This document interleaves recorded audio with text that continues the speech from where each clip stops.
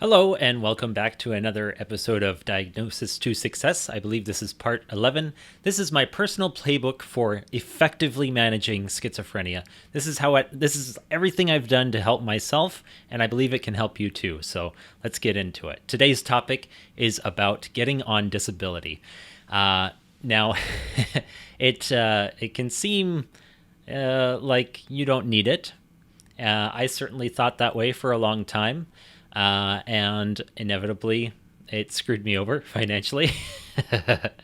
I'm doing okay now. I'm always on my way to doing better, but there were times where it would have been helpful, and it would have made my life much simpler. It would have made my life perhaps I wouldn't have as much debt, but yeah, the reality of schizophrenia, one of its symptoms is a lack of awareness. You don't realize you're having symptoms, and so every day you go through your life with schizophrenia, and you think, "Yeah, I'm doing all right," but the reality is, your normal is like you can't even see it, but it's down here. Your normal is down here. Everyone else's normal is up here. And so it feels normal, but it isn't normal and it doesn't feel good. And you're actually I've had to really understand this for myself, and it's objectively 100% true. As a schizophrenic person, we are suffering every single day, and there's no excuses about it. Like we may be able to, yeah, like, oh yeah, I can cook a hot dog in the microwave. I'm able to feed myself. I'm doing fine. But it's like, really, people are doing much better than that, and that's just one example. I mean, there's so many other ways that people think is normal. And like for me, going to the grocery store and just getting groceries, even today, it's hard for me to do. And that's like, it's hard for me to do something so basic, just get food, feed myself. Uh, and and realistically, that's what normal people do, and they're capable of doing it. But people like us, we struggle. So the reality of being on disability is you're disabled. Just there's no shame in that. Just face up to the fact that you're disabled.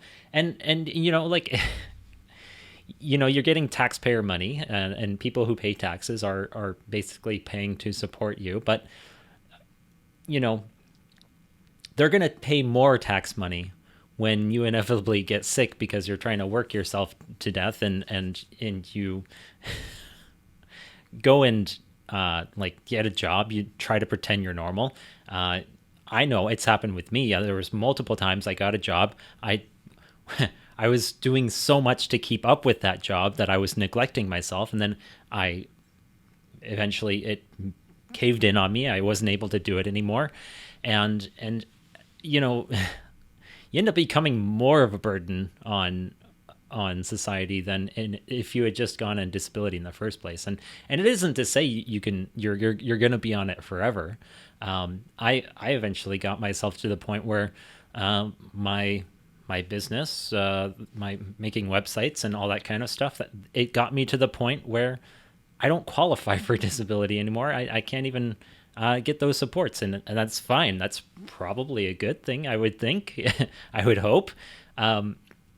And and that can be the same for you. The most important thing you need to be doing right now, having schizophrenia, is just to take every advantage you can get, including disability income supports, and figure your shit out. Figure out how to become a high functioning person. I went from low functioning schizophrenic to high functioning schizophrenic, and then eventually I got to the point where I'm a, not to brag, but I'm a high functioning person. I'm able to accomplish what even normal people might not be able to. And I sort of wonder if being schizophrenic made that as an advantage in some ways, because we're so used to being down here that when we're up here, it's actually like, oh, we're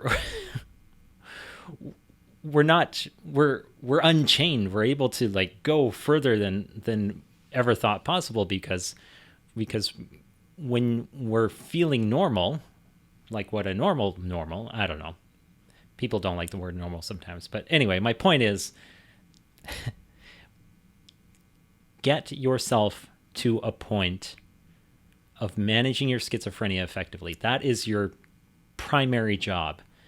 And then once you got that figured out, do whatever you like. You're probably going to be capable of it. So yeah, don't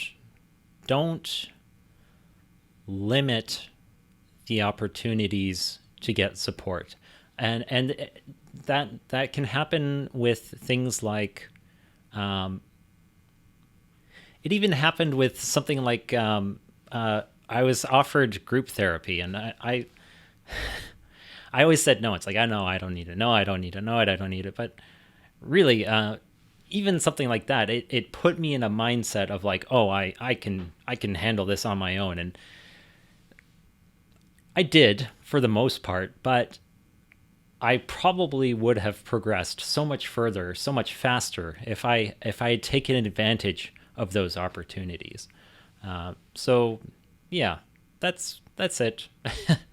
It's kind of a, pretty obvious thing for today's topic, go on disability, but for some people it isn't obvious, and it isn't obvious that we are disabled, and these supports are there for us, and that we should take advantage of it. So yeah, I hope that was helpful for you. If it was, or if you think it'll be helpful for someone else, please share it. It helps me spread my message of trying to get more people as high functioning as I am. And yeah, in the comments section, what's holding you back from going on disability? I'd like to hear like why you don't do it, because I guarantee you that there's probably some workarounds to that, and I'd like to discuss that with you. So if you have a comment about that, I will make another video that touches on any comments that get put on this video. So please do that, and click the like button, and share the notification, subscribe, all that kind of stuff. It really would mean a lot to me. So okay, thank you for watching, and I'll see you in the next one. All right, take care.